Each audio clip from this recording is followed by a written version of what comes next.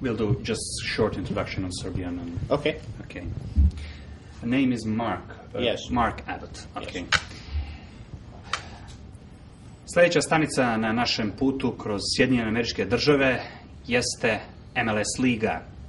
Liga koja ove sezone okuplja 18 fudbalskih klubova, stiče sve veću i veću i ekonomsku i marketinšku i komercijalnu snagu, grade se novi stadioni i fudbal dobija onaj pravi status koji decenijama nije uspeo da izgradi u ovoj najvećoj zemlji sa ekonomskim potencijalom na svetu.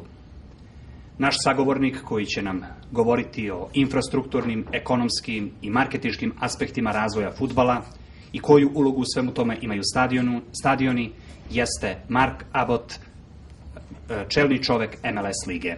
Mr. Abot, thank you for having us here. Thank you for your hospitality. We are happy to be here. Good. My pleasure. Very nice to have you here. Okay. When we speak about MLS, the one obvious challenge for soccer in America that they don't have soccer-only stadiums. They were some kind of small brother of the big American sports. Now we see that this landscape is changing. How do you estimate the importance of this investment trend? Well, it's very important. It's something that we recognized when we began the league, that ultimately we would need to build our own stadiums for our teams. And it has two or three very important benefits.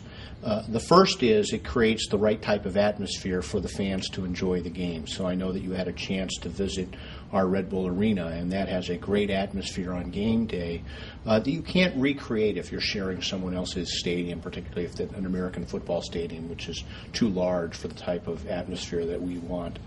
Secondly, there's a very important economic aspect to these stadiums in that they provide very needed revenue streams for the team and for the team operations. And this isn't unique to soccer. This is true of all American and North American professional sports, that they all have an important revenue stream from the different venues that they play in. And that's those teams in every sport in America that don't have a good stadium or a good arena that is their own home lose money, and those that have an appropriate venue where they can generate additional revenue do much better in terms of finances. And so those two reasons together make it very important for us to continue the trend of building stadiums for our own teams. We visited several sports arenas, and one important segment of this investment is a connection with corporate sponsors, corporate clients interested in promotion through sports or sports infrastructure. How important is the role of this type of investment in sport in MLS clubs in development of sports, like soccer in USA? Well, it is very important. It's an important revenue stream in addition to television and tickets and some of the other revenues from the stadium. Corporate sponsorship is a key element of any team's financial pro forma. And in the case of stadiums, there are lots of opportunities for corporations to find opportunities for them. So, for example, something that's very common in the United States and now more common throughout the rest of the world is to sell a naming sponsor for a stadium. So most of our stadiums have a corporation that has put themselves as part of the name, and that's an important revenue stream. In addition, over the last 20 years, there has been in every stadium and arena that has been developed suites and club seats, what we call premium seating. And this is an opportunity, and we're seeing that in Europe also, for corporations to have high-quality sort of luxury areas where they can watch the game, and most importantly, where they can entertain customers and clients so that they look at it not just as an expense, obviously, but as a way for them to generate additional revenue. When we speak about USA, we know that this is the biggest economy in the world. Even with this economical troubles, this stayed the best and the biggest economy in the world. And someone estimates that if soccer makes on the big stage in US, that this globally could upgrade soccer to the whole new level when we speak about revenue, when we speak about sponsorship, when we speak about commercial potential of soccer. How do you think how important role in decades to come will be a success of MLS League? We see this shattering transfers of David Beckham to LA Galaxy that is money unimaginable in European football. How do you estimate this type of economical upgrade that could be arrived if this MLS league succeeds? Well, at some level, the league has succeeded. We just began our 16th season now, and we're in 18 cities now in the United States and Canada. Most of our teams now do play in stadiums that were built specifically for them and that they control the revenue streams.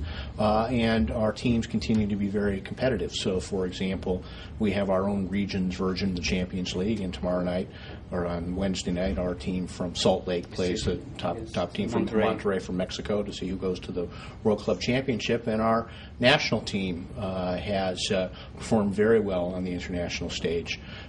So soccer in the United States is successful now, but there's a lot more growth that can come, and we're committed, and our owners are committed to continue to make the types of investments that are required for its continued growth.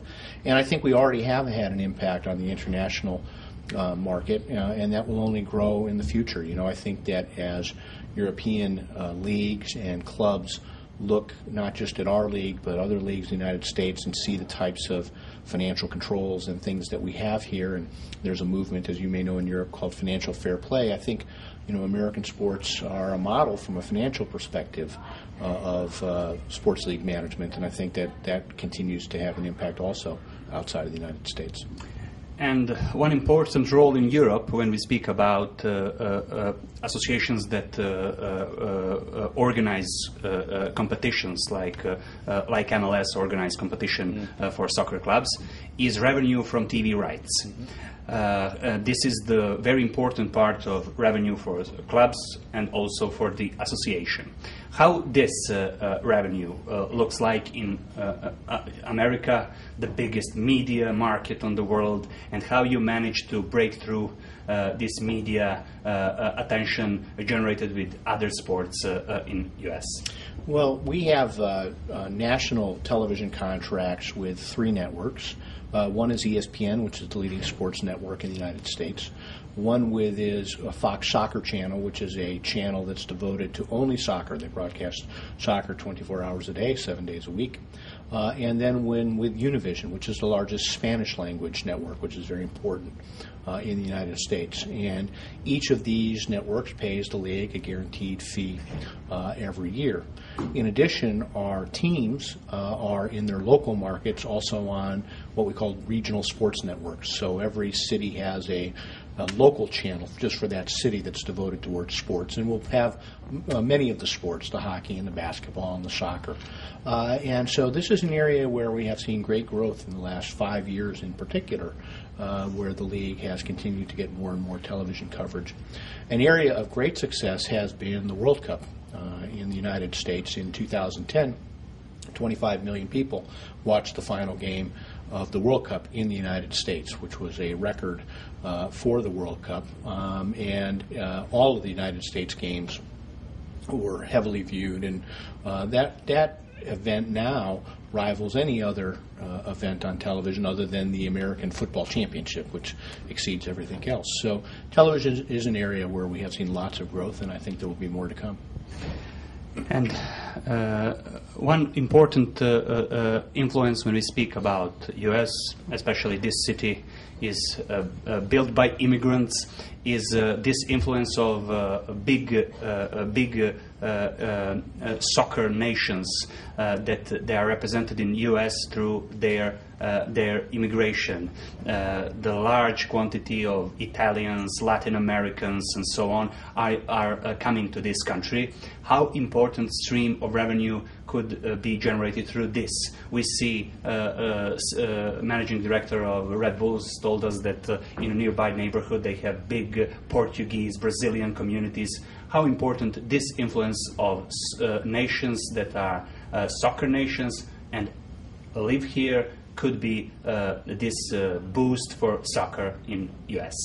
Well, it's important, but it's only one part of the story. I think the more important part of the story is that the league now is in its 16th year. And so people in their mid-20s don't remember a time that we didn't have the league, and they have grown up with it. They've also grown up at a time where the World Cup has been a very important tournament, and that American teams have performed well at the World Cup. So what we have now is a generation of young adults in their 20s and 30s who were born in America and have grown up with soccer as their sport. And that's more important, I think, than the impact we're seeing from people who are coming from other countries. It's really this homegrown fan base that's grown so much over the last decade. And to finish this interview, Serbia is facing decision regarding modernization of sports infrastructure, especially soccer, because this is the leading sport in Serbia. You are a man with contacts and experiences with various football soccer clubs in U.S. How important role is the role of state in this? Should state finance this, or state should provide conditions for private investment to invest sustainable stadiums? You know, it's very difficult to finance a stadium solely with private funds. And though it varies from every city in the United States, where in some cities the city is willing to provide funding and in others they're not, it is difficult to do it without some level of public financing. And so typically what we have in the United States is what we call a public-private partnership, where the government puts in some money and then the team owner puts in some money. And the reason the government puts in money is really two things. The first is it leads to further economic development, so that if you have an area that perhaps didn't have much business activity, the government may want to fund a stadium being built there because they believe that will lead to more business activity and more jobs and ultimately more tax revenue for the government. And the second is the role of the government in providing enjoyment for the citizens, and sport, unlike anything else, as you know, can do that. So I think as other countries take a look at what the funding balance should be, I think this system of public-private partnerships has been a very successful one in the United States, and one that merits people taking a look at. Mr. Abot, thank you for this interview. My pleasure. Good to see you.